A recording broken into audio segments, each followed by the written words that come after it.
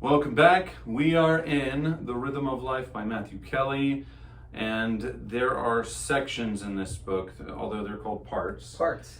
And the chapters aren't numbered, so we're just going part by part.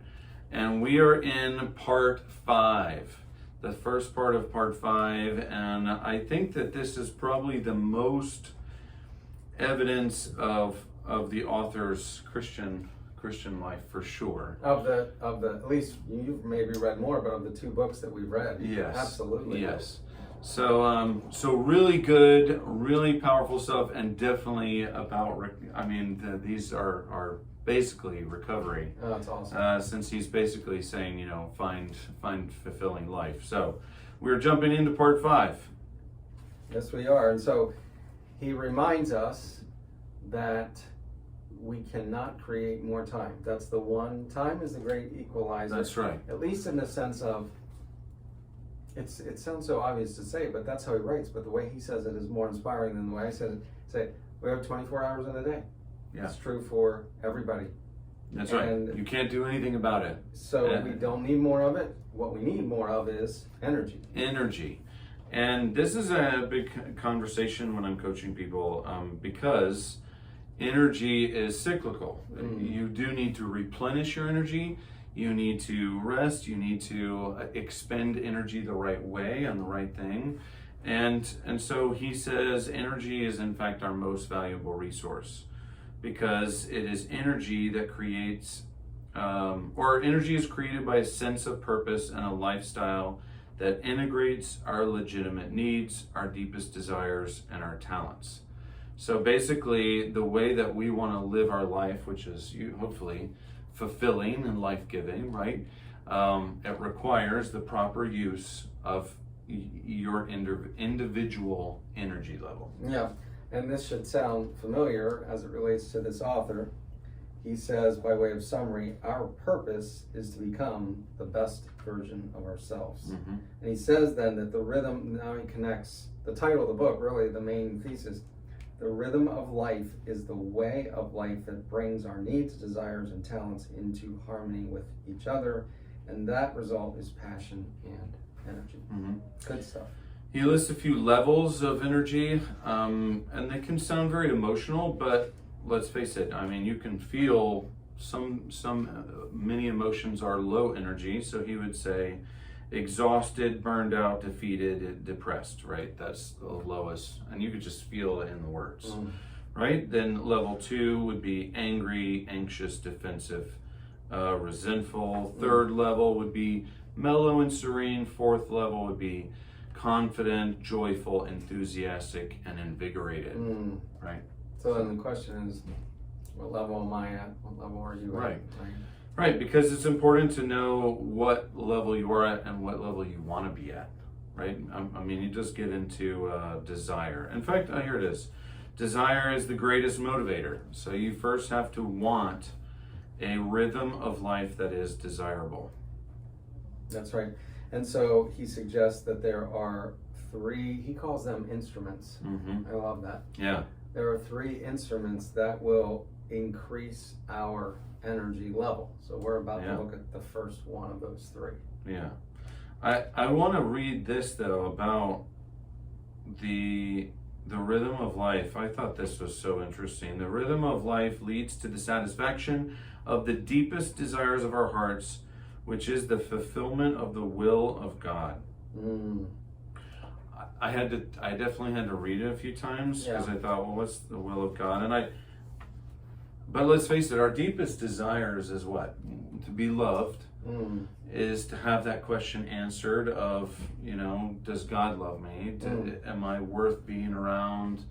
Like, do people see value in what I bring or my life, right? The most, not complicated, the deepest desires really are those questions being answered. And that's what God's will is for us, is to show us that we are loved, right? Yeah, and that we have a purpose in our lives. Yeah. Greatest version of ourselves. Yeah. So the 3 instruments, all right? What are they? So, that's awesome. I actually have written them down so I don't forget them, but Sleep and prayer and Sabbath. Yeah. Sleep, prayer, and Sabbath. And we're going to discuss all three. He spends an extraordinary amount of time on the prayer one. It is really insightful. Yes. The sleep one is really insightful. In fact, I have this marked. I want to take it home and read it to my wife and children. So maybe if you're listening, you felt like that was anticlimactic because you're thinking, I was hoping for some great answers. But you know what? Right. There are instruments that he's talking about that helps us find the basically most optimum form of rhythm of life for ourselves. That's right. And of course, we know that these are God-given and God created. So hopefully that takes you a step back from the anticlimactic feeling. Yeah, he's really saying if you want to find the best version of you, like if you are in rhythm with who God created you to be, these three instruments. Oh, I just put that together: rhythm and instruments. Yeah. I'm a little slow sometimes. They help you get there. So, sleep itself. Let's start with the first instrument because he is going right into what's the benefits. He does talk about the vicious cycle that even our culture is in, which is, I think that it's quite prevalent in just our maybe subculture, Philly area, which looks very much down on down times itself. The successful person is the busy person, which is definitely a myth. It's a lie. So that's right. Yeah, and what does he say? Like the business person would hold it as a badge of honor, or they might anyway, to lose sleep so that they can get their work done. Yeah. I mean, I have heard many speeches. I think even one of the first one I heard was from Arnold Schwarzenegger. He was like, hey, if you want to be the best, sleep better than the other guy. I mean, meaning don't sleep the 8 hours. Do I think he said 5 or 6 or something. But it is a mark, right? But studies are starting to show, like legitimate research, like medical research is showing that in fact you can do great harm to yourself. And Matthew Kelly just talked about the fact that it's quality that we're talking about, not just quantity. But someone was telling me that, who was it? I think Margaret Thatcher or something was a big pro, I don't need a lot of sleep, and then unfortunately she had dementia or Alzheimer's later in life. And they are starting to, I think medical research is looking into that. Interesting. Meaning if you're not getting good sleep in your life, it could be damaging by the end. Wow. But, yeah, and so he talks about how especially American culture lends itself to us overworked, underslept. Yeah. But, and he mentions this one thing that I think is really insightful for a lot of areas of life. He said, how do you escape these vicious cycles? Little by little, small victories are the key. Yeah, I wrote that down too. And I heard an author years ago use this phrase 2-degree shifts, and I've used that a lot. John Trent, did I say his name? John Trent, years ago, 2-degree shifts, and I love that because even though 2 degrees doesn't sound like very much, life does look a bit different from 2 degrees, and then 2 degrees more, life can look a little more. Yeah. And so we often go for the home run. Yeah, over and over again. Yes. And there is no such thing, right? The best baseball players in the world do not hit a home run every single time. Yeah. 2-degree shift. So good stuff. Yeah. So an encouragement to set goals that stretch you but not break you, and listening to our bodies. We have to listen to when they need rest. He does say, often your body will lie. That, meaning we'll take the easy way out. But we do need to make sure that we are leading ourselves well into health. And he goes back and says again, success is determined by the small victories.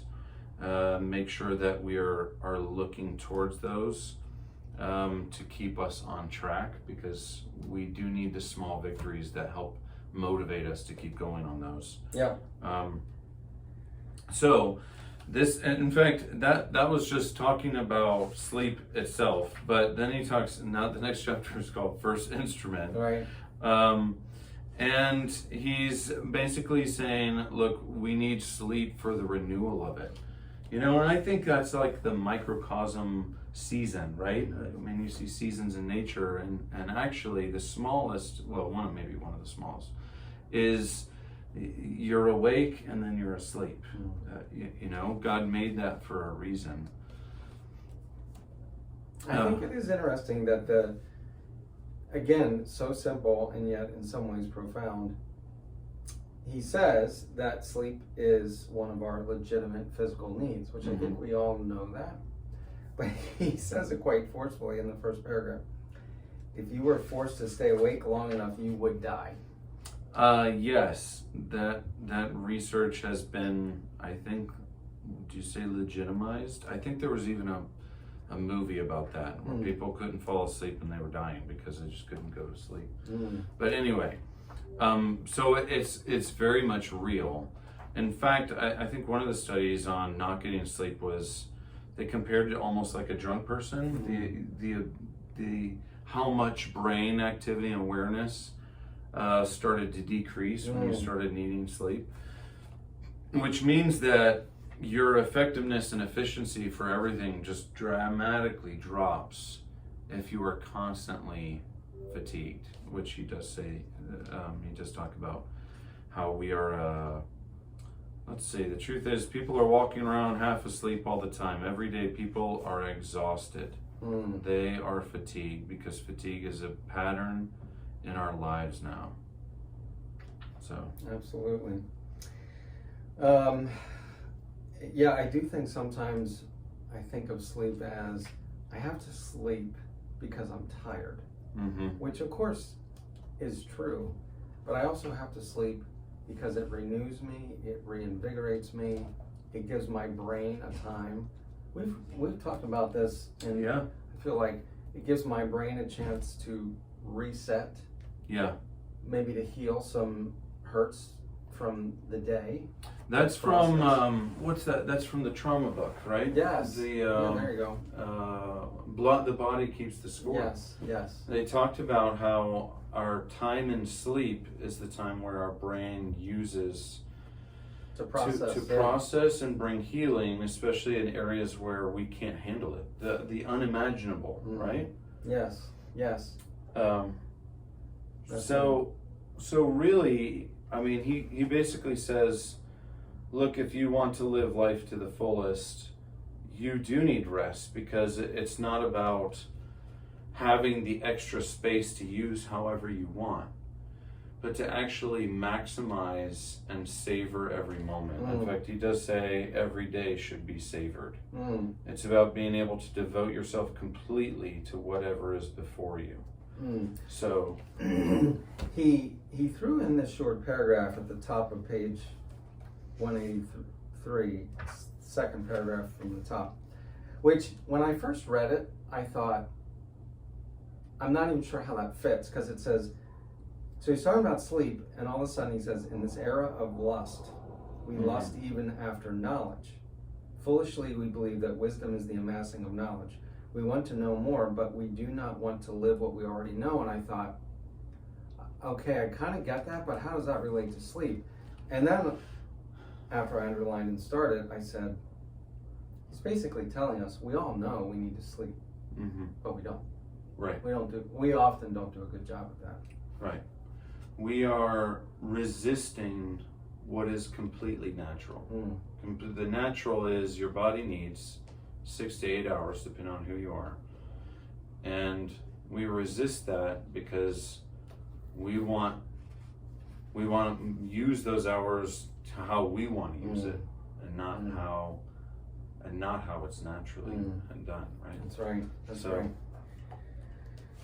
So he ends by saying, treasure the gift, cherish the gift, enjoy the gift, use the gift of sleep to its maximum advantage. Yeah. Use sleep to begin to create the rhythm of life. Yeah. So just to introduce prayer itself, I mean, in the context of this book, he does call it the sacred hour. He starts off with an interesting line, right? Yes. Because he says, image or light? That is the question, right? And you're like, what? That we tend to spend our lives dedicated to the image, to the material. The image represents the body, the light represents the spirit. What a fascinating It really is. lead off to prayer itself. But he's basically saying, look, we need to dedicate ourselves to the light, not just an image. And that's where he goes right in and says the light is truth, and we need to make sure that we're dedicated to the deeper things, right, of who we are. This is off the top of my head, so if this doesn't make sense, I All right. But I can't help but think of the movement in college sports today. They call it NIL, name, image, likeness. Name, image, likeness. And this is what is how college athletes are now able to make money. If somebody uses their name, their image, or their likeness.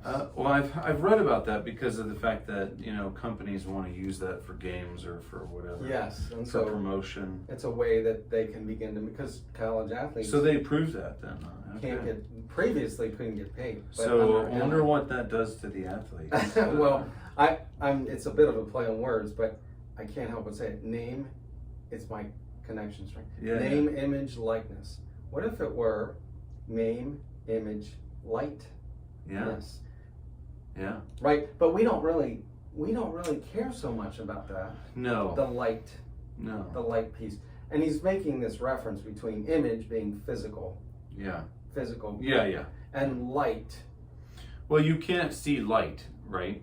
You can only see what is lit up, right? This room has light in it, but you don't see the light. You see that. You see everything in the room because there is light. Right. So. Yeah. But we have to value the spiritual aspect. I think I've heard this many times. We are spiritual beings having a physical experience. Right. So he talks about the sacred hour being vastly important to him, and he mostly goes into and spends time talking about just his definition of peace, wanting peace in life. People, basically the majority of people who just want to feel at peace, and how does that happen? Right. And he makes the transition. He says, with prayer as the second instrument, Yes. to keep us on rhythm. See, I've made that. You probably have it. You probably have it highlighted too. Well, I'm looking at prayer shifts our dedication. Oh, got it. From the image, from the physical to the light. Yes. I think that's excellent. Yeah. Prayer shifts our image, our dedication. Through praying, we shift from a focus on the material world to a focus on the spiritual world. Literally changing the way we see things. Maybe that brings to mind some scripture. Yes. Right. It is possible to see and not really see, which he mentions, and it's possible to hear but not really hear. He does. Actually, where is that? He basically say not everybody who's awake sees things. That's right. I'm trying to think of where that was, but Which is what Jesus that's right. used that language to describe those who were spiritually dead. We'll use that language. Yeah. So I'm going to read off this part because this is just his definition of how prayer connects into peace. Prayer gives me that peace. Prayer teaches me to use my life for a worthy purpose. Prayer reveals that purpose. Prayer warns me when I wander from the narrow path. Prayer increases my ability to love and my ability to be loved. Prayer fills me with hope, and that hope is not the conviction that everything will turn out well, but rather the certainty that the way I am spending my life makes sense, regardless of how it turns out. Prayer allows me to live my life in peace. So that's quite a lot to be attributed to prayer. It really is, because we often think of prayer as a means to ask God for something. To get something. Yeah. That's right. Yeah. But he really broadens it. Yes, he does. And that is in the next chapter, which you will have to wait for, because that is in our next video, and I know Scott is itching to just jump fully into that. But before you watch the next video, hopefully we might see you also at Celebrate Recovery here on Monday nights at 7 o'clock in the Hub.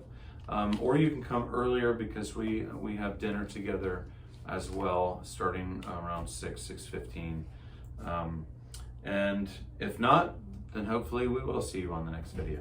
That's right. Thanks for joining us today. See you next time.